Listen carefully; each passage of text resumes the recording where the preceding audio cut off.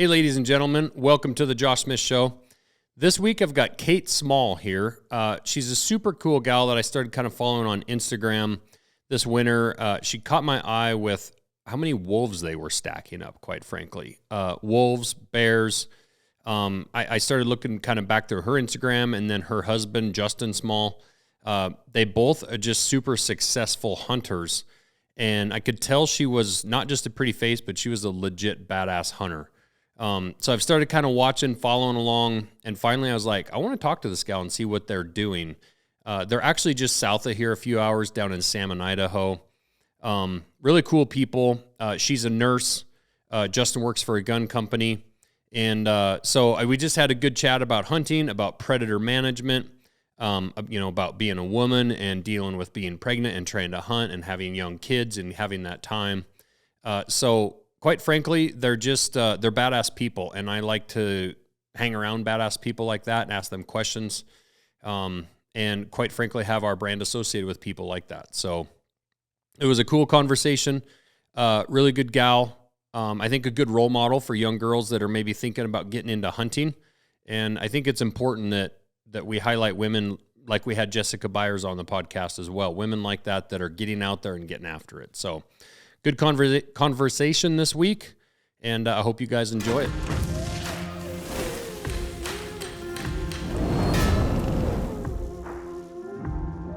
Thanks for driving up. Thanks for having me. Excited to be here. Was it a couple hours? Yeah, about 3. Ended up 3 being hours. about 3. Really? Coming up that Bitterroot can be a little bit slow with traffic. Yeah. 2-lane road. But I don't know that there's many drives that are much prettier in the state. That's one of the better ones. It's gorgeous. You can't beat it. So. Yeah. So you're in Salmon, Idaho. Yes. Okay. So this is what's fun about doing these podcasts. So like we've never met. I really don't know a lot about you, but I've followed you and your husband a little bit, like kind of mostly just this winter. I like kind of found you, and it's like it's kind of bad. They seem like pretty badass people. So this is what's cool about doing this is I get to actually like meet people I want to chat with and like say what's going on down there. So I can see in all these photos and stuff. So I appreciate you coming up for it. So do you guys own a guide service? Is that right? No, we're just hunters, everyday hunters. Okay. We take like some friends out and stuff, and my stepdad always makes it over to do a hunt with us. But yeah, we don't own a guide service. We just hunt. Yeah. And I'm a nurse. I'm a registered nurse. Okay, and I knew that. What kind of nursing do you do? So I've done a lot of everything. Background in ER, neuroscience, did some psych, and when we moved to Salmon, we were in the Boise area, and we left just way too many people. We wanted to be closer to public land, so we both just kind of left lucrative jobs and moved to Salmon. Not as many job opportunities there, believe it or not. Yeah. So I started doing home health there, and that was pretty cool, getting to go to people's homes, and it was just kind of a slower pace of things. Yeah. What made you want to get out of Boise? Way too many people. It just exploded. Yeah. And I like people, but not that much. Yeah. And we didn't want to raise our kids there in the city. We have 2 little kids. And then trying to hunt was so hard. We were driving 2 hours just to get to public land. And when you're trying to get a babysitter and line that up and make it back in time, it just wasn't feasible for us. And for both of us, hunting's our passion. That's what drives us. And we're like, let's go. Let's move. Now, your husband works for a gun company, right? Justin? Yeah. And he works for Divide Gun Company, which is in Salmon. It's a custom rifle company. And he does marketing for them and then just helps build their guns. And then he also, in January this year, he took a job in the oil fields in Texas. So he's 2 weeks on, 2 weeks off, and we kind of did that. One of us always had to be home with the kids because in Salmon, no one takes babies, and we have a just now 2-year-old. So he's too young for any daycare. And then 2, we were like, what job can you have that we can hunt quite a bit and get that time off? Yeah. But also survive. Yeah. That 2 weeks off for hunting. Plus, if you stack a little bit of vacation in there, maybe get a good month or so of hunting in. Yeah. So, did you grow up in Boise then, or? No, I'm originally from Klamath Falls, Oregon, so Southern Oregon, and I moved to Boise 2014 for my first nursing job, and I took a job at St. Luke's in downtown Boise, and so that's how I ended up in Idaho. Oh, nice. And what about Justin? Where did he grow up? He grew up in Eagle, Idaho. Okay. So just that Boise area. Yep. Yeah. So how did you, it seems like there's definitely more and more women in hunting, especially in the last 10 years or so. But what age did you get into hunting? How did you get into it? So I was very late to the game. So growing up, I played sports. It was my life: soccer, basketball, and track. And from the time I was 2 through high school, and I played in college, and some in college. That's another story. Basically, I ended up moving to England, came back, and my school wouldn't talk to the school in the States, and so they couldn't prove I wasn't playing professionally over in England. I'm dead serious. Spoiler alert, I was not playing professionally. Yeah. But so that kind of ended my brief college sports career. And was that basketball? It was soccer. Oh, soccer. Yeah, soccer and track. And so that ended. I was 19, 20-ish. My mom had married my stepdad. They'd been together about a year, 2 years. And I needed something else. Sports was always my life, and then I just didn't have anything. I needed that competitiveness and just something more in my life. And I had always been an outdoor person, loved it. And my stepdad was like, hey, why don't you come hunting? And I was like, yes. And first trip, we were unsuccessful, but just getting to spend that time with him and be out there, I was hooked. Yeah. And so since then, it's just kind of been a thing. And of course, you're just constantly learning and growing. It is interesting how many athletes you definitely see kind of turn towards hunting when their playing career's over, for like, especially the people that did play professionally. But even I even just look right now at like how much time my kids are in sports. I mean, it's year round. Oh, and with AAU sports and everything else that they're in. I was actually saying this on another podcast the other day. If I had to do things different, my kids are still young, so I can still somewhat do this. But, in the beginning when my kids were young, it was kind of always like, no, you committed to a team, you're on a team, you don't miss games, you don't miss practice, whatever. And so because they were in sports, I didn't take them hunting when they were younger as much as I maybe would have, because they had, say a tournament over in Bozeman. Well, looking back on it, like, okay, it's 4th or 5th grade basketball. It's not the end of the world. And to me, I really probably should have pulled them out a little bit more often and said, sorry, when you're a junior in high school, we won't miss maybe sports for hunting, but you're a 5th grader. We're going to go hunt. Because it's a different experience, It is. It's that delicate balance. And I've gone back and forth. My kids our daughter's 4 and our son's 2, but I was like, I know I'm going to be like the worst mom at sporting events. And I go back and forth because, you want to teach them that. Sports teaches kids so much, responsibility. Your team's counting on you. You can't miss. But then you're right. At the same time, what other experiences are they missing out on? Yeah, and I've changed my tune a little bit, because I was pretty hardcore dedicated dad for towards the sports stuff, and actually coached a lot of the stuff. So that's the other part of it. When you're the coach, then it is really hard to just say, nah, I'm not going to be there for this tournament. So, I was pretty tied to it with coaching. But I definitely, I was, again, and I hate to repeat stories, but I was telling on this podcast, I was saying, I've asked my kids, and I'd be curious to see for you, like in your youth sports, like take college out of it, in high school, or maybe even from say freshman year down through say 4th grade through freshman year. Do you remember any particular games, like your best games or things like that? And, and the reason I ask that is because when I ask my kids about their hunting, they remember every hunt and every detail, but they remember sports as a whole. Yeah. And I don't know, maybe it's just my kids' memories, but I don't know what you remember from being young as far as because it sounds like you played a lot of sports. Yeah, I guess There's like one good game I remember that like really stands out, but more I remember the failures. Yeah. But still not a ton. You're right. You don't. Yeah. But with every hunting. And I think you remember more from your sports career when you're like in high school. Yeah. You know, in 3rd, 4th, 5th, 6th grade, right in there.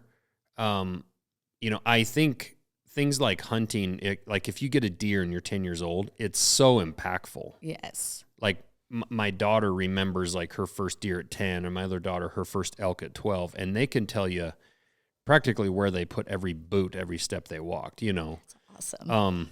So I you know, the point of all that is I think hunting's very impactful to a child, especially a hunt that's successful.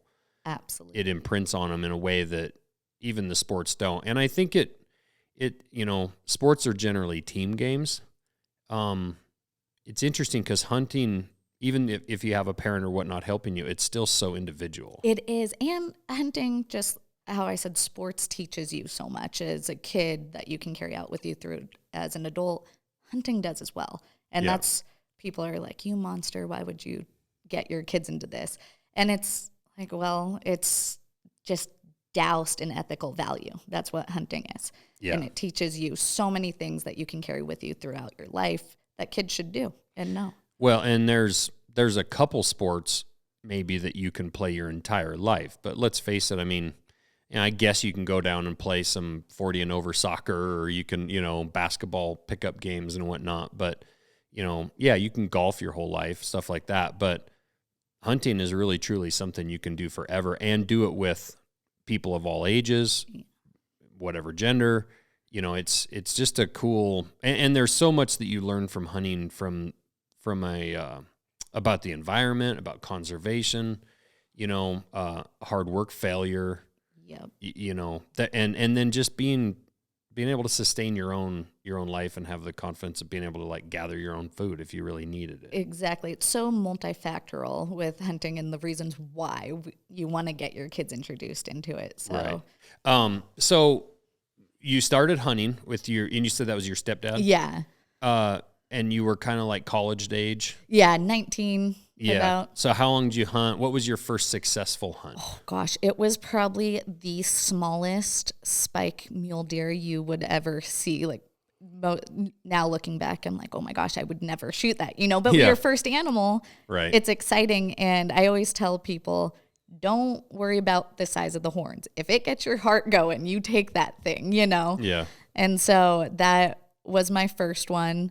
What were your feelings in that moment? Oh, it was just so, I can't even describe it. It was just like, oh my gosh, it was, I wish I could say like I was sad for the animal, but I wasn't. I was just so excited, and it was so rewarding, and I was so grateful for that experience and to have my stepdad there. It was just amazing. And it took us a while to do that. It took us probably 2 seasons just to make that happen. We were in Oregon. Yeah. And it was pretty cool though. And you hadn't met Justin yet? No, I didn't meet Justin until we've been together 6 years. Okay. So, yeah. So, and when I met him, we kind of had different hunting styles, and I was pretty into it, loved hunting, but together we've really grown and gotten more and more into it and the way we do things. Yeah.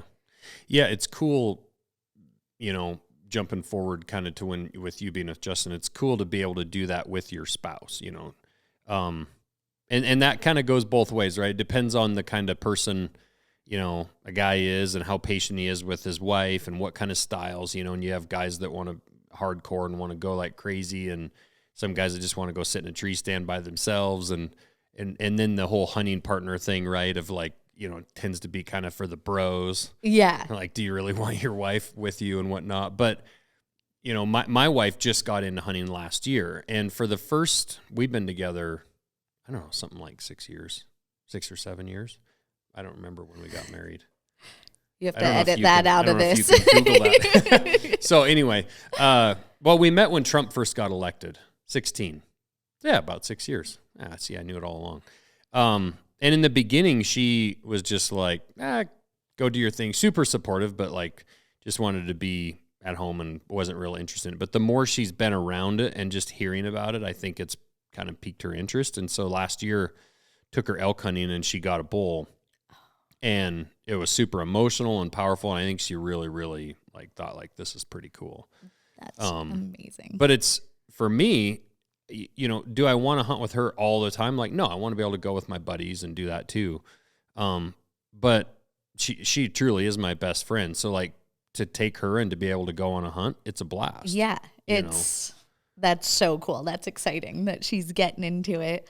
For us, we are like our only hunting partner. So, and I think when we first met, he was like, hey, I kind of got to take it easy. You know, she's a girl. And now he's the first hunt, he figured out that wasn't just the case, and it pissed me off. I'm like, come on, let's do this. Yeah. And really early on in our relationship, he'd be like, oh, I'm going to sleep. And I'm like, get up, we're hunting. Like, let's go. Yeah. And so now it's game on. So after your first deer, did you start hunting more? Did you always hunt with your father or with your stepdad? Yeah. And so did you just keep ramping it up? And kind of, he was older, not old, but older. And so, it was just kind of like you had your deer camp, and it was very different from what we do now. Now, Justin and I, we like are hiking in 10 miles with the camp on your back and stuff. So it wasn't as hardcore, I guess you could say, right. But it was just a different style. And kind of day hunting from the truck and stuff. Yeah, more like that. And so now, I mean, those hunts I still do with him and with my stepdad. He'll come up to Idaho once a year, and we'll either do bear or deer. He just came up last month to wolf hunt with me, but we still do it, and I love it. Those are probably my favorite hunts, even when they're unsuccessful, just getting to be with him again. And right. So as far as the hardcore hunting, is that really when you met Justin that you started getting into like backpack hunting? And yeah, definitely. And he had done it, but I don't think he had the time to do it either. You know, it takes time. It takes time, gear, because you can just go out with the heaviest stuff, but it sucks. And so you have to put that time and effort into learning kind of about it and what you need to survive out there. Now, the other factor that you have going that most of us don't is that you have babies. Women have babies, and tends to, especially in those early years, that responsibility really tends to land a lot more on the mom. How has that been, like, getting hunting time? You kind of alluded to it earlier, even with like the childcare and stuff, like getting out in the field, especially when you're hunting with the other person that's supposed to take care of the baby. Yeah. So you said like, it's great to hunt with your wife. And in my head, I was like, no, if there's guys out there thinking about getting their wives into hunting, don't do it. Because I always say, I wish my husband didn't hunt because we're both wanting to go all the time. And we work hard at it. Like we're about to go on a bear hunt, next week. And so my family's 12 hours from us. We're driving the kids 12 hours, dropping them off, driving back to hunt. Then he's gone to Texas. I'm driving back to get him, and we make it work. If you want to do it bad enough, you figure it out. But with us taking turns, he's really great about it. If I'm like, hey, I'm going, and I'll just go, and he'll stay home with the kids, and then we'll swap, and he'll go out. You go solo. Yeah. So when I had Jack, our son, I think I was out there. He stayed home with the baby, and I was out 2 weeks after I had him, and I got a bear solo. Really? He came and helped me pack it out. Yeah, because I was like, but yeah, and so he's really supportive in that. So 2 weeks after having a kid, you're bear hunting. Yeah, shooting a bear. That's pretty badass. It was going crazy in the house. I just needed to get out. Yeah, I'm sure. Well, what's really cool is, I mean, you're going to be in it for a little while with the kids, but you said your youngest is how old? 2. About 3 or 4 more years, unless you, crank out another one. No. You're going to start to have some freedom. Because I remember just even when my kids got to the age of where, like, I almost remember the moment when I could tell them, I have 4 kids. I could tell them, hey, get your shoes on, we got to go. And like, they all did it. It's like, oh my God, freedom. You're like, yes. Yeah.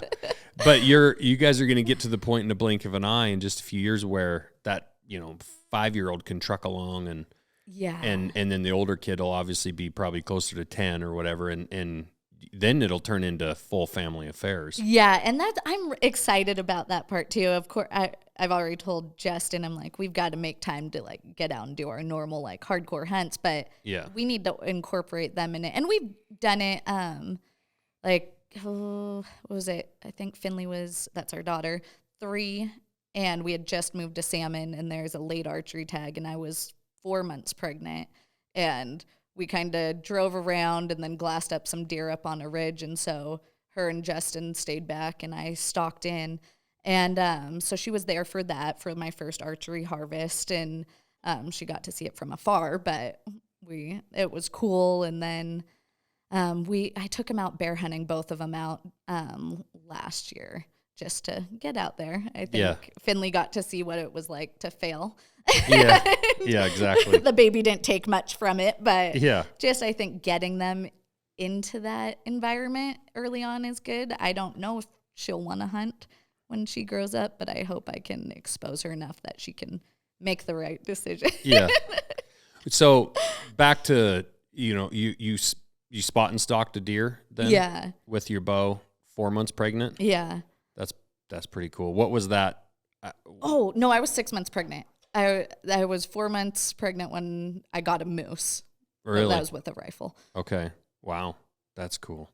What was that? Tell me about that hunt, that deer hunt, that stalk. It was probably like a 400 yard in like a foot of snow. Just, I had to hike up on the ridge and then drop down.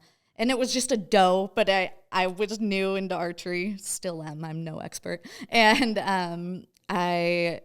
it was a group of does. And until I started archery, I didn't realize how hard it was. Yeah. And it's addicting. I love it. Yeah. But you don't realize how many eyes you have on you. And yes, a couple of them looked up, and I was like, oh, it's now or never. And I think it was 42 yards. And I was like, let's do this. And it just worked out great for me. I was lucky. That's awesome. Yeah, it is amazing when you bow hunt a bunch and then all of a sudden you pick up a rifle. If you glass something up at, 1,200, 1,500 yards, whatever, and you're like, and I'm not a real long range shooter, so like I pretty much want to be within 500 yards. Yeah. And it's almost like easy. It's like easy. Yeah. It's crazy. It is. To get to 500 yards when you're used to like, hey, I got to get to 50 or better. Exactly. That's an amazing difference in like mentality. And once you go back to a rifle, it's like, oh, you're like, this thing's dead. That's every time I get behind a rifle, I'm like dead. And then with a bow, I'm like, I'm never going to kill anything. Exactly. Yeah. But that's where the sport of it, and it's just, it's so cool. And you talk about the eyeballs, and you said it's just a doe. Those does are, I swear, half the time they're worse than the bucks. I mean, the eyeballs, and they're always on alert. They naturally have to watch out for their babies. So I just think in general they're on alert, where bucks are clearly on alert a lot. Say during the rut or pre-rut right in there.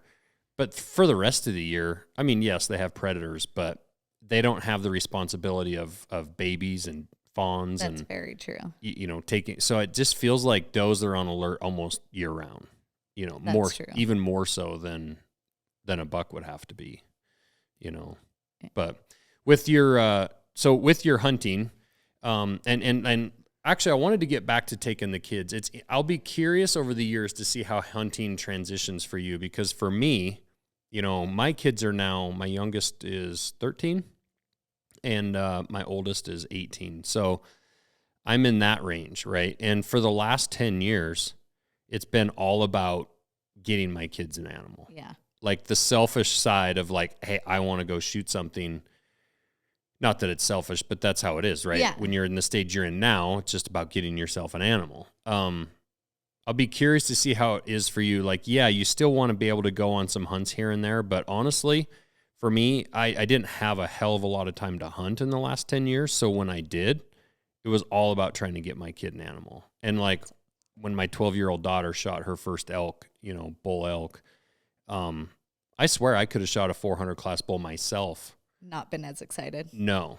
Yeah. That feeling of like getting them into it is just amazing, you know, and seeing your kids succeed, especially when you've packed them along. I did the same thing, you know, taking them along. And quite honestly, most of our hunts that we went on when they were 8 or 9 years old, stuff like that, they were just hiking trips in the woods. Yeah. And we would start a fire. We'd make a freeze-dried meal. But for them, it was just like super exciting. Yeah, it's magical. It was this coolest experience. Yeah. So I'll be curious to see how that is for you when your kids get older. Yeah, I mean, we've talked about it, and I think for both of us, we already know as soon as they reach that age, it's about them, and that'll be our goal. So for now, we better you better we better take advantage. Get after it. Yeah. It was a really cool time watching my kids succeed, and now they're getting to the age where, you know, they can do it, a lot more independently, do it on their own. As far as like what your comment about, you know, hopefully she wants to hunt. It's interesting because I think some people that watch think that like maybe I make my kids go hunt or ever made them. My youngest daughter, my 13-year-old, for the first 10 or 11 years, she's had never any interest. She just wanted to stay home with Jess. I would take my other 3 kids to Eastern Montana. We'd go deer hunt, and I'd ask her, "Hey, you want to go?" No, not even like just. And I was like, "All right, sounds good." And then I remember 2 years ago, like just right in the middle of the summer, like randomly, I think we were talking about deer hunting or something, and she came up to me and she's like, "Dad, do you think this year I could go deer hunt?" I was like, "Yes." Yeah. So it's cool. And I think just by exposing them to the outdoors, taking them on things where you do just go start a fire and have a little meal and go home, and you kind of know, like, we're not going to shoot somebody. Yeah. You know, I have friends that have taken their kids, and a buddy of mine, Chris in particular, he's just a savage, badass hunter. But when his kids were young, they're older than my kids, but he told me, he's like, I ruined them. Because he said, I took them, but it's like, oh, you got a hunting license? And he just death marched them for like 2 years straight. And finally his boy was like, not for this me. is not fun. Yeah. So I think keeping that fun and keeping it exciting, I set up some hunts for him that I knew would be successful, like on a ranch where it's like whitetail doe hunting. Yeah. And you're going to do a little walk, a little stalk, and then they're going to get a pretty good shot at something in a hayfield. Because they have to know what that success feels like to kind of want to do it, especially a kid. Exactly. Yeah, and to be able to deal with those emotions and how that feels, and just go through that whole process. So, yeah. So now you're with Justin now. You're starting to do like these more hardcore hunts. What was it about that style of hunting, that backpack hunting, that really like tripped your trigger? It's just, you're out there with no one else. And it's just, again, with the competitiveness, you're competing, but not against anyone. You're competing against yourself and Mother Nature. And there's nothing like it. There's not a harder, I don't know if it's a sport, hobby, whatever you want to call it, but there's just nothing better than that or harder. Yeah. Because you're competing against the elements, the animals. What was your first experience, like your first like hardcore kind of backpack hunt that you were successful on that you remember? Ooh, that's a good question. Probably what I got a freak kind of buck probably right when we first started doing it. And we had hiked up that, I think it was opening day, hiked in, snowstorm. It was nasty. I looked like an old lady. My hair was just all gray from the frost. Yeah. And first 10 minutes of first light, I'm like, that's got to be a bull. And there was just this giant buck. And Justin looks at it. He's like, oh my gosh, we got to go. So we went around this ridge and tried to pop up over it. We were going to be within like 100 yards. Well, we pop up over the ridge, and I just look up, and it had fed up, and it's 30 yards from us. And I was like, Justin, there's the buck. And he can't see it because he's a guy. So like anything right in front of him, you guys can't see for some reason. Exactly. And, he actually had the rifle, and he like handed it to me. I clicked the safety off, and that thing was like the Forrest Gump of bucks. It just kept going. It ran and kept going, and I was heartbroken. Well, 2 days later, Justin spots another buck on a ridge over, and we got set up, and I put it down. And when I walked up on it, I was like, oh my gosh, this thing's nuts. And it worked out, you know. Was it the same buck? No, completely different buck. Really? But yeah, but it all worked out in the end. And so that was probably. Now, how is it, like, if you're packing in your camp, you can't weigh very much. You're not a real big person. So, like, if you're putting, you know, it's interesting because gear weighs what it weighs, right? Yeah. Like, just because you're smaller doesn't mean that your gear weighs less. So, how much does your pack typically weigh? It depends how long we're going for, but sometimes 40, sometimes 50 pounds, because it always gets mad at me because I'm like, pack Stuffing everything. stuff in his pack. And the pack I have a 6K and he has a 4K. Oh, really? I'm like, I need room. And so I pack a lot. I'm bad about it. But then I suffer, and then the next time I'm like, okay, that can stay home. Exactly. And so I learn sometimes. But yeah, part of it for me, just like a lot of it with sports, it's mental. So Right. it's all, hunting especially, is just all mental. Right. If you are like, this is heavy and this sucks, it is heavy and it sucks. If you're like, hey, no big deal, we're doing this, this is fun, I get to be out here, then it's not that bad. Yeah, just telling yourself that it's a good time and you want to be there and you want to be doing it. Yeah. And I always tell my kids that when we're hunting, I'm like, you know, we're hiking up a mountain and breathing hard and whatnot. And I'm like, and I always, you can ask them, like, I always stop, and they probably get tired of hearing this, but I'm like, do you know how many people in this world would love to be dead tired on the side of this mountain right now? Right.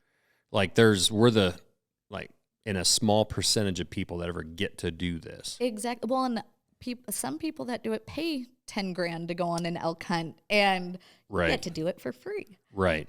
Well, and the amount of people as a knife maker, like when I was a custom maker, for years, I'd be at shows in New York City. I did a show in Paris. I was in Atlanta, Georgia a bunch. Like a bunch of these different shows I would be at, and they would see my business card and they'd see Montana, and they'd immediately be like, oh, I'm dying to go out there someday. Like, I'm going to go on a hunt out there someday. And I tell my kids, like, you get to live and be a part of like a lifelong dream for many. You get to do every year, multiple times a year. You know, it's true. It's pretty special. I always tell Justin, I've traveled all over the world just because I like traveling, and been to and seen so many beautiful things, and there's still nowhere I'd rather be than out in those mountains. Yeah. We live in some pretty special places. For sure. So what really caught my eye, and where I think you also got some heat and some hate mail, is I've seen you have a lot of success, you guys, more than anybody I've probably seen on the internet, with wolves and bears. But I mean, a lot of people shoot bears, but you guys seem to have a lot of really good success with bears. So the predator side seems to stir up controversy more than shooting Bambi. Yes. By a mile. It's kind of amazing. It's like, no, that bear could kill you while you're hiking. You know, you should be mad about the deer maybe, but I can't believe you're mad about the bear. Right. When did you shoot your first like bear and wolf? So I think, did I shoot my first bear first or wolf first? It was 2018, I think, was my first wolf. 2017, 2018, around there. But I got into it just because I was like, hey, that looks awesome. And so growing up in Oregon and starting to hunt in Oregon, I'd hear the stories about, you know, all the animals, just like you guys did in Montana and Idaho. And starting out, it was fine. And the more wolves trickled in, the more wolf sign you'd see and the less deer you'd see. Right. And so I knew it was an issue. The problem with Oregon is you weren't allowed to do anything about it. So when I moved to Idaho and I got more into hunting, I was like, we can do something about this, Yeah. you know? And if I'm taking a deer, I think it's only right to do some predator management as well. And so that's kind of how we got into it. My first wolf, Luke Sterling got a hold of me and was like, hey, do you guys want to come up and hunt? And first day, 30 seconds out of the truck, Justin's like, there's some wolves. Really? It just dumbest luck. And so we ran down, set up on like a little tree line, and this was the coolest, probably my favorite hunt. started howling. Well, it was February, mating season. And it was a pack of wolves. So you could see some down on the tree line and you could hear some up across the way in the timber. And we start hearing one and it's getting angry. I had never really been, I had heard some wolves howling, but never been right there. Yeah. And I'm set up on the right and Justin's on the left and I'm kind of in a kneeling position and he's down, we're set up, ready to go. Well, Justin had kind of turned back to look at Luke and to say like, hey, one's getting pissed over here. Well, right then Luke's like, don't fucking move. And there's a wolf sprinting at us, just dead sprint. So I'm facing that way, but I can't shoot. Justin's in the way. Oh. And Justin's back's turned to it. So he has no idea what's going on. And Justin's gun's on the ground behind him. And I'm like, oh, it was terrifying. I watched this wolf cross the ice in like no time at all. It was dead sprint. Well, Luke's like, when I say now, Justin, flip around, grab your gun and aim for 200. Luke says now, Justin flips around. By the time he flips around, grabs his gun and lifts it up, that wolf's at 46 yards. Holy shit. Dead sprint. It catches Justin's movement. And it kind of like just 1-2 steps slows down into a crouch and Justin just took it. But I'll never forget like the drooling of like and the snarling of its face. And it was so close. Really? And yeah, it was pretty cool. And then an hour and a half later, I got one. So we doubled up that day. Did you just stay there then and keep howling? Yeah, we stayed there, hit a little bit of a jackrabbit in distress call. And one eventually just slowly made its way over to us. I actually ended up getting frostbite on my thumb. We were in Montana, and it was when you guys had that super bad winter. And I think with the wind chill, it was -44 that day. And I think I remember, was that like 2018 or 19? Yeah, 2018, I'm pretty sure. I climbed a power pole that day. And I remember because it was the coldest ever. Well, our mechanic actually tried to film it with my phone, and my phone died in his hands, and he thought my battery died. The phone froze. Oh, my God. We were on the top of Mount Sentinel, had a broken power line. Anyway, long story, but it was a bad day. Unfreaking believable. Yeah, it was. I'd never been in that harsh of conditions, and I had my gloves off because it's a wolf, right? Once in a lifetime, you think. And they're like, get your hands off the gun. And I was like, shut up. Like, I'm not taking my hand off this gun. This thing's coming in. And it took its sweet time. Yeah. Then, so when he shot his, did you just leave it lay there and just you just went right back to calling? Yeah. Yeah. That's how years ago, like I think the first year that they after they let us start hunting wolves again, there was a guy locally here, his name was Guy Livenguth, but he shot one, and I guess he did the same thing. He shot it from quite a distance. I think it was 300 or 400 yard shot, and then they actually didn't do a thing. They just stayed totally quiet, and they just sat there and waited. And pretty soon, those wolves they're a pack animal. Yeah. They're very social. Those wolves ended up working their way into that wolf just to check him out, see what the hell was wrong, and then his daughter shot one. But I've heard that a lot where people say they just go right back to calling. Yeah. Or they just stay totally quiet if maybe it's longer range or something and just let the wolves get curious. Absolutely. And we now use suppressors, which helps a lot too. Oh, yeah, for sure. And that, especially with long range, the sound of the impact hitting the wolf is louder than the sound of your gun going off. So they're not really sure what's going on. Yeah. And So what color was your first wolf? Gray. I've gotten one charcoal through trapping, but the rest are just gray. Really? I'm not that lucky. Yeah, pretty lucky to have any wolves. Yeah. That's pretty cool. So how many more wolves have you gotten? Oh boy. We got just this last year, we got 8. And total maybe between 14 and 16 maybe. That's awesome. And we learn more every time, and Yeah, and that's what it is. It's like years of failing. Yeah. and So and that's so is most of your success with trapping or with hunting them? Trapping, hands down. Yeah. I think it's like less than 1% of hunters. I think it's a quarter of 1% is the success rate in Idaho for hunting wolves, and then it's a 30% success rate for trapping. But there's very few trappers actually, and I think last year only 42 people took more than 2 wolves in Idaho. Yeah. And so they're tough, but it makes it fun. Yeah. No, so that's exactly, I would have thought a quarter of a percent would actually maybe even be high. Like, yeah. And that's with everything. So a lot of people take them incidentally. So you're out elk hunting, wolf runs by, right. Opportunity. I think it's like less than 1/16 of that 1% actually does so with the intention of going out and targeting them. Yeah.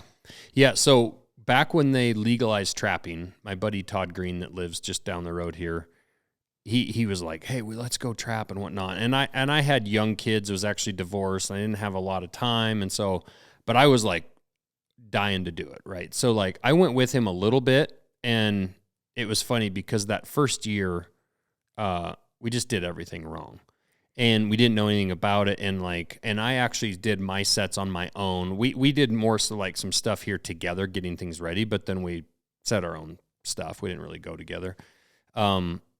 And it was amazing because like you learn things about like your traps freezing up and about your sets, right? And it's like, oh, that trap works great in powdery snow, and then all of a sudden it's 43 degrees and it melts just a little bit, and then it's 12 degrees at night, and now your trap is in an iceberg.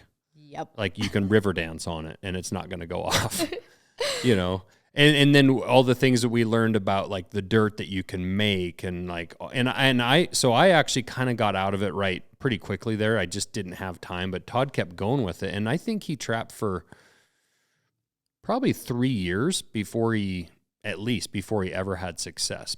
But they started to figure out like different lures and different sets and where to trap and how to set things up, and then pretty soon all of a sudden, like one wolf turned into like wolves fairly often. Yeah. And that's the cool thing about, we're lucky. We just started trapping last year. Okay.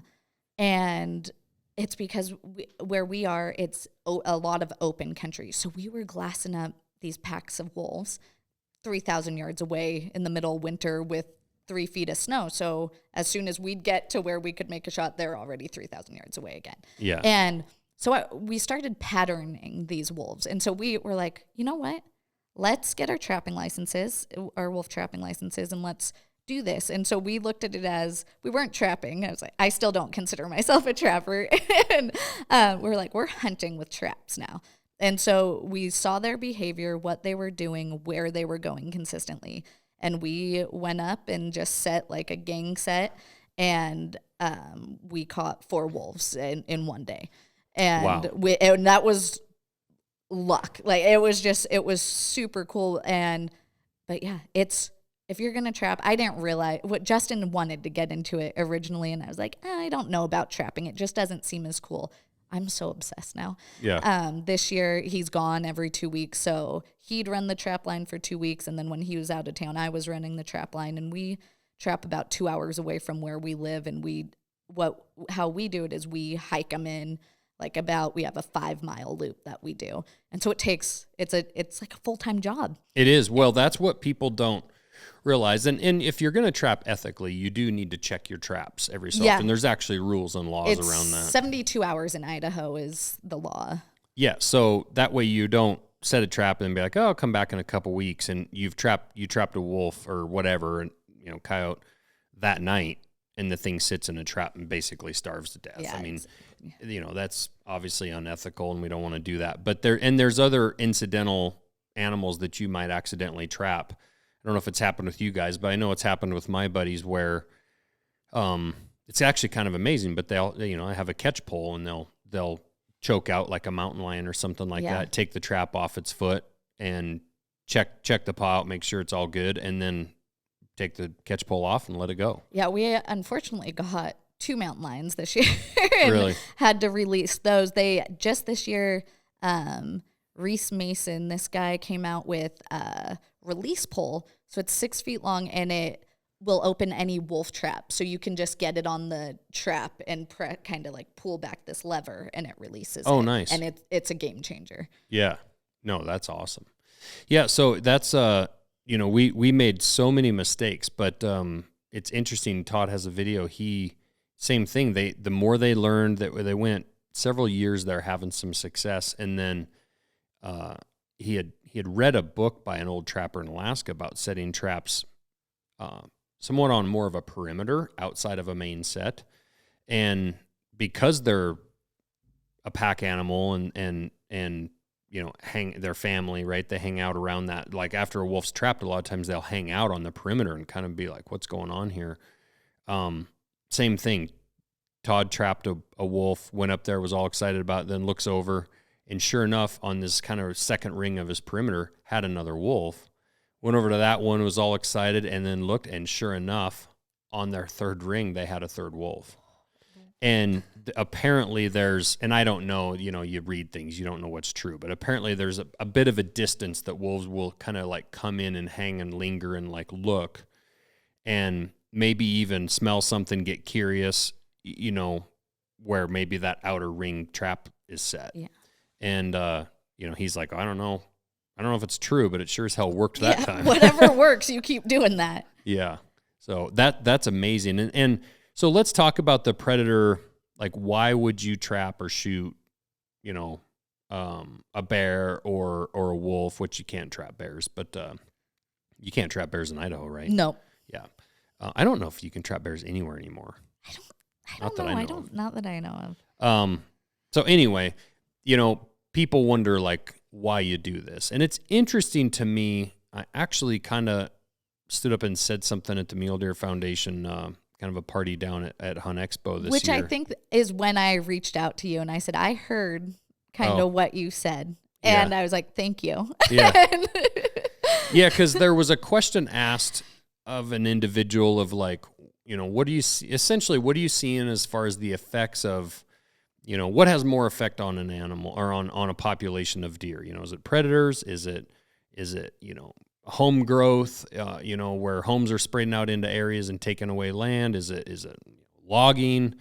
And it was interesting because the answer was we really just don't see that predators have an effect on the animals like people say they do.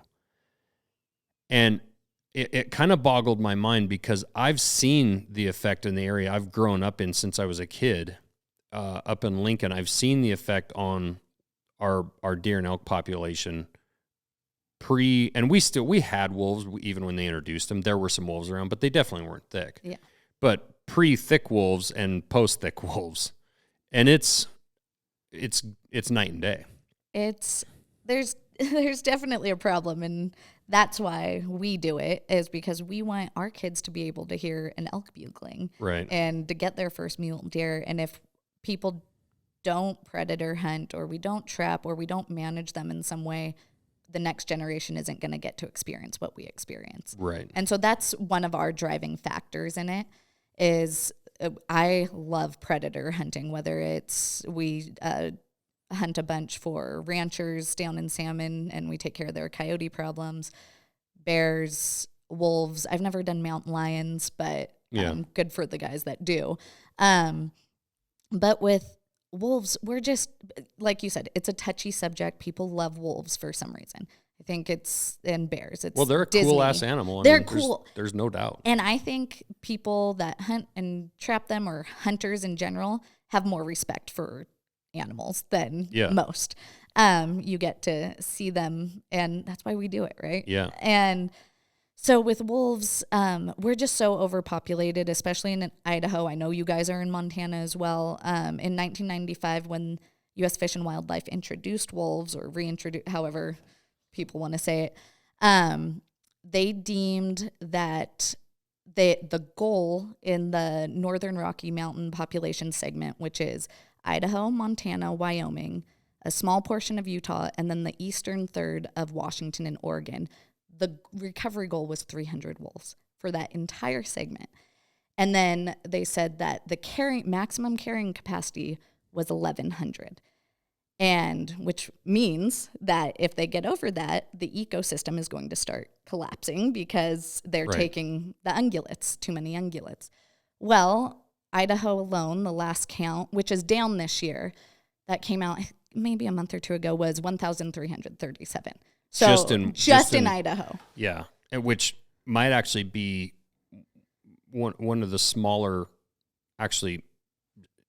Well, area-wise, it's pretty good size, but I mean, Idaho's fairly small part of that entire area that you just named. I mean, Montana's huge from Yellowstone all the way up to here, and then you throw in Wyoming into that, which honestly, let's face it, there really are no states. It's all one big area. Yeah. Right? It's wolf area. Yeah, it's wolf. They don't Wolves know don't boundaries. know when they cross the Idaho, Lolo National Forest into Idaho from Montana. They just are back and forth. And that number's likely, that estimate is low because they use collars. I think they do aerial counts, and then they use a camera system, which is based on a grid. So it's not, where do we think wolf habitat is? It's, nope, this is the grid system. This is where we're placing this camera, whether it's like on the very tip top of a rocky peak. And then I just recently heard that they don't count the Selway, and then they don't count the Frank Church Wilderness. Oh, holy shit. So those are the two biggest places in Idaho. So you're like, okay, well, how many wolves do we have? And no wonder we're not seeing the deer and elk. And they've changed the ungulate, their habits. And so they're pushing elk down into town. Yeah, into town, onto farm fields, onto ranches. It's destroying their crops. And it's all these issues. We're finding that a mountain lion will kill something. Wolves will come in, chase the mountain lion off the kill. So that mountain lion's having to kill again, and it happens again. And so that mountain lion's killing multiple times.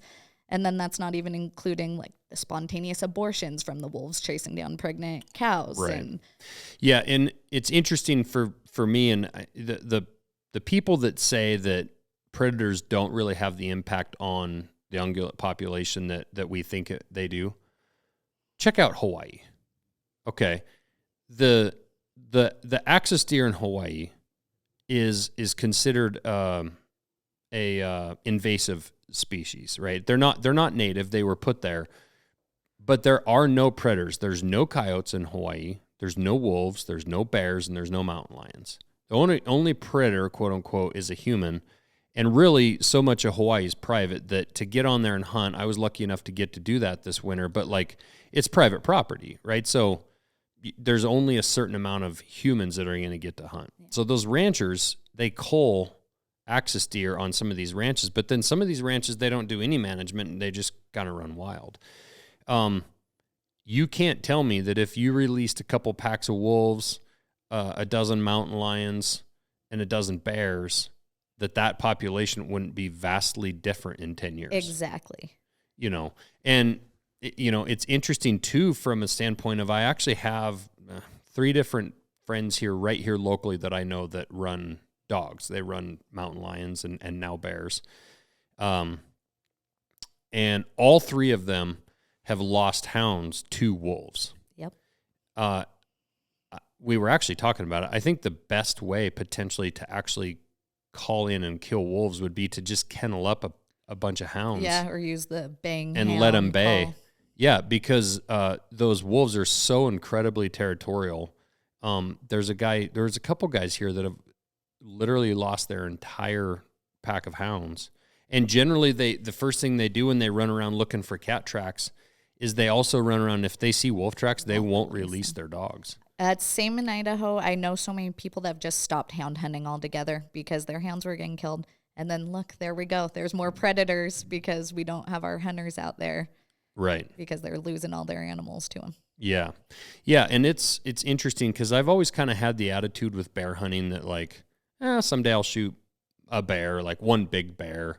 I think bears are cool. I've never really like had a big desire to just shoot a bunch of bears, but in the last few years hunting with my son, we started seeing so many bears that I was like, I almost feel like we kind of need to take a bear, like us as hunters need to take a bear each year, every couple of years or whatever, just to help our own population of what we're actually out there hunting. Yeah. And I was doing some hiking last spring bear hunting, and my boy and I ran into a herd, like calving ground of elk. And there was probably 7 or 8 elk calves that I could have run down and caught. Like they were brand new, like wobbly legged, probably less than 12 hours old. And it was amazing because I thought if I was a wolf pack, every one of those calves right now would be dead. Yep.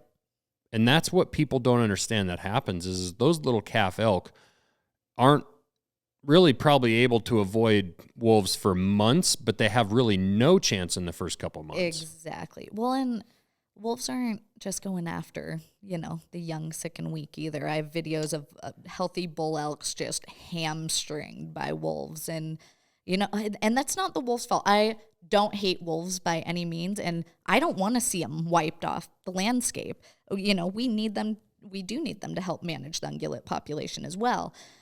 We just need to reduce the wolf population to do so.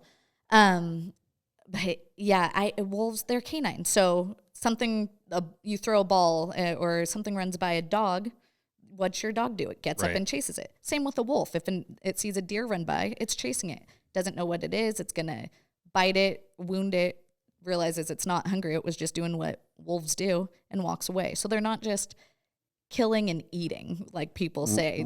There's a bunch of incidental kills as well. And I would argue that bears are more of a predator that really do kill to eat.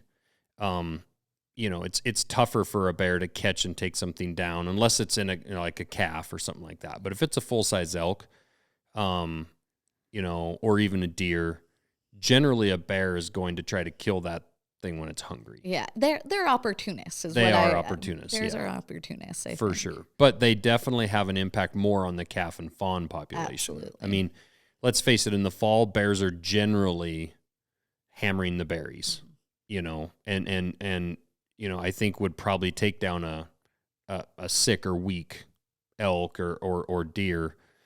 But I would say it's a generalized statement, but in general, they're not killing a lot of stuff in the fall.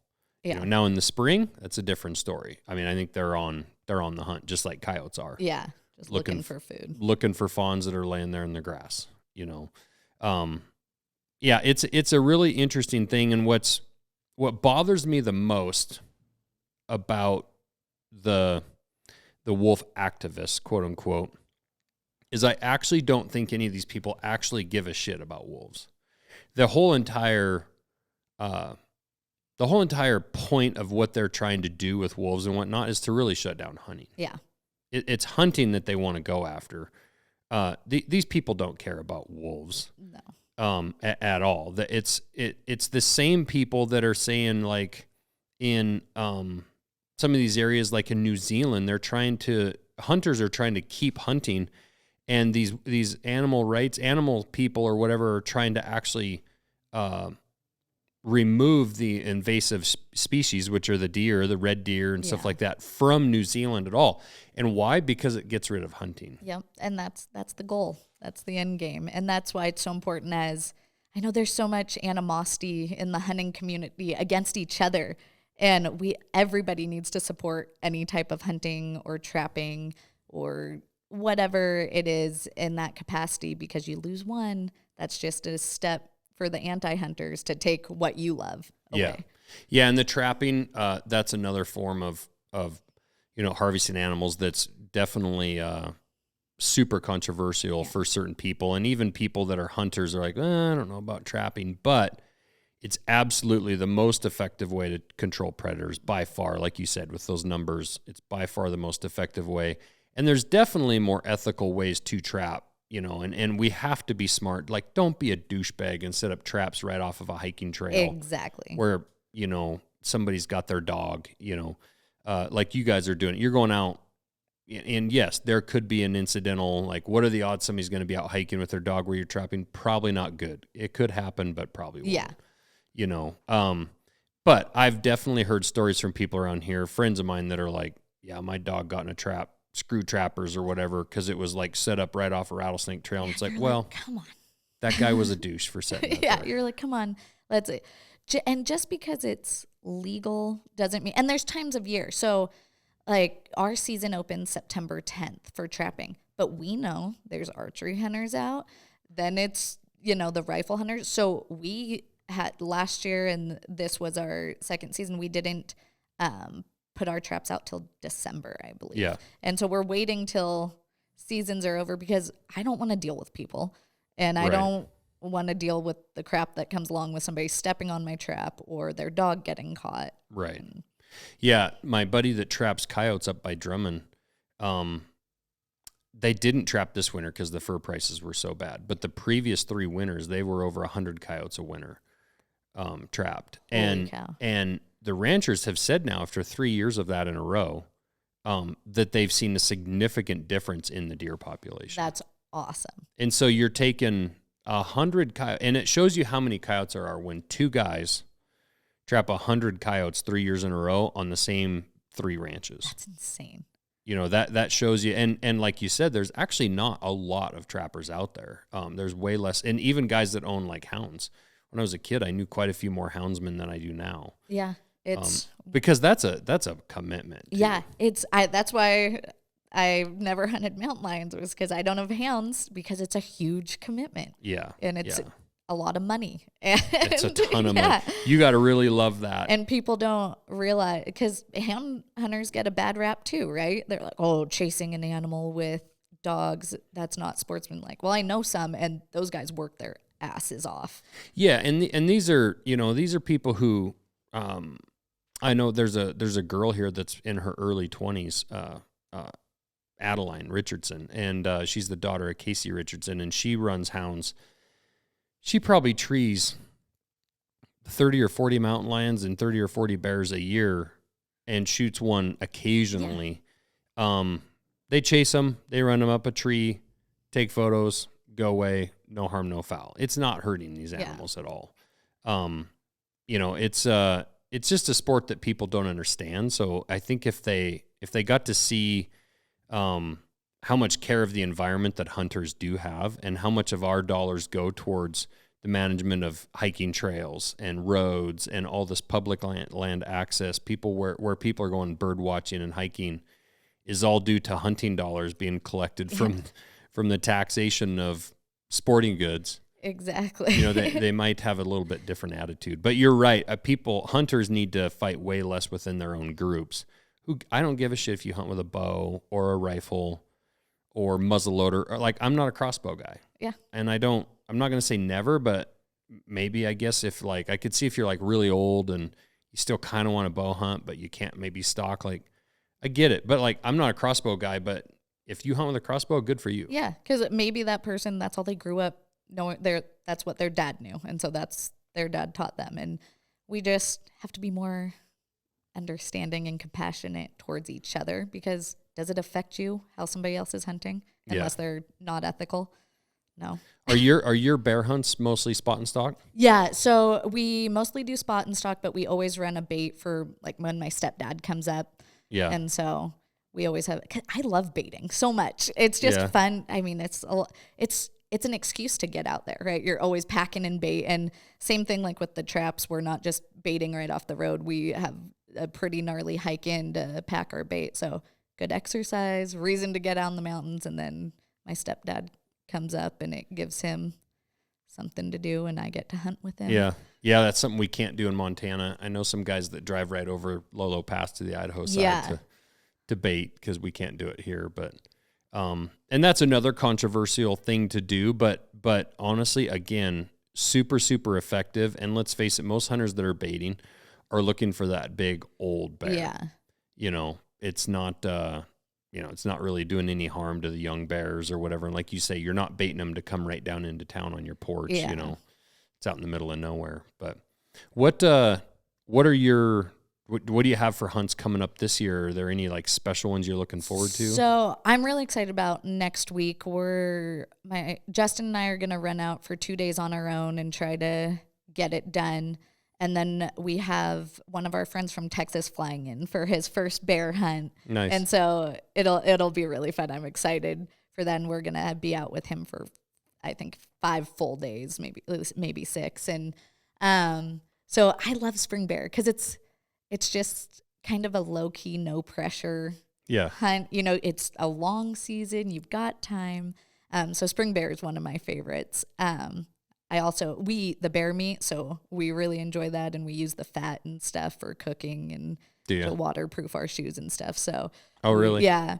That's cool. And then, gosh, it'll be summer. And so we're always hunting wolves if we have time. It's kind of like there's nothing going on, let's go hunt wolves, because in Idaho it's year round.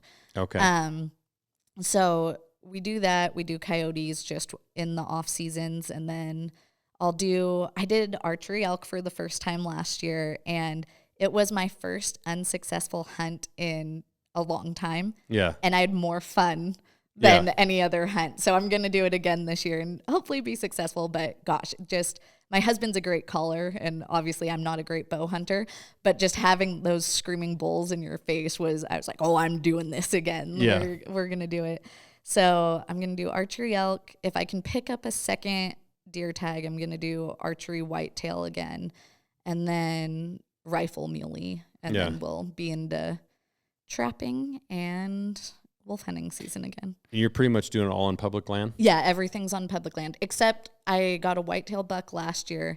One of the ranchers that we take care of coyotes for, he was like, you can come hunt whitetail. And I was like, thank you, sir. Yeah. And funny thing, I spot and stalked this whitetail, and I got within 60 yards, and he was on public land, and I shot him on public land, and he ran and died on private. But I was like, oh, so close. Yeah. But, that's funny. Yeah. Yeah, it's really cool to see what you're doing with, there's so many women out there on Instagram that are like the huntress, it's all about, just posing for pictures and doing the whole huntress thing. But there's women out there that are like absolute, like true badass hunters, and I started following him, like, all right, what's this chick's deal? I got to follow her and see what's going on. And following Justin, and like seeing you two together and seeing you like stacking wolves like loaves of bread in the in the grocery cart. I'm like, what is happening? And that doesn't just happen, right? Like that, because I've done it. I've seen, and I haven't killed a wolf myself, but I've tried. Yeah. But to see, like, when you see that kind of success with bears and wolves and deer and elk across all, moose. I saw that you shot a moose, nice Shiras moose. First year I put in, I drew, and I thought Justin was going to kill me. Really? Yeah. But to have that kind of consistency across species, only people that are absolute badasses that put the time in have that kind of success, Well, thank you. Yeah. And I mean, I always say I'd rather be lucky than good, but honestly, more time on the mountain is correlated with more success, right? And we've really been able to get out there a lot by putting ourselves in a situation of living close to public land and doing that. And it is, aside from our kids and family, all we care about. Yeah. And we don't do date nights. We hunt, and we're our best. It's our marriage. We're our best versions of ourselves together and apart when we're out on that mountain. But together, it's just that relationship and that teamwork that really molds everything together. And it's pretty cool to be able to do that with your spouse. Yeah, no, it's so cool for sure. What do you have aspirations with the hunting stuff to turn it into more than just hunting for fun? Do you have interest in being in the industry? I think that's always like the dream, right? How often does that happen? So we're lucky, like I'm lucky to have a career that I can work as a registered nurse and stuff. So if it happens, awesome. If not, if my Instagram account got deleted tomorrow, which it might because of the bears and wolves, I'd still hunt the same way I do. So it's more of just, we do it because we love it. But yeah, if that happened, that would be awesome. We are just kind of slowly working on we're putting on a wolf academy in July with Tom Snyder from Stuck in the Rut. And so, that's just kind of one way of kind of moving into it a little bit. What's that going to look like? So it's going to be 3 days. It's on a 214 acre private ranch in Cascade, Idaho. And we kind of molded it so it's a retreat kind of vacation too, but it's 3 days of seminars, education kind of wolf statistics. We're going to get air guns and practice real life scenarios of shooting wolves, because a lot of times you have 1 second to get a shot off, and going over their howls and what they mean, and different times of season and how to hunt them in different terrain. And so we're going to do all that. We'll throw some trapping stuff in there as well. And then it's just in some, we have rustic cabins lined up. It includes meals. And then there's fishing and archery on this ranch. So we're going to have courses, and then I'm sure people will get sick of us talking, so they can go enjoy just being out there. And how do people find out more about that? They can message myself or Tom Snyder on Instagram or by email.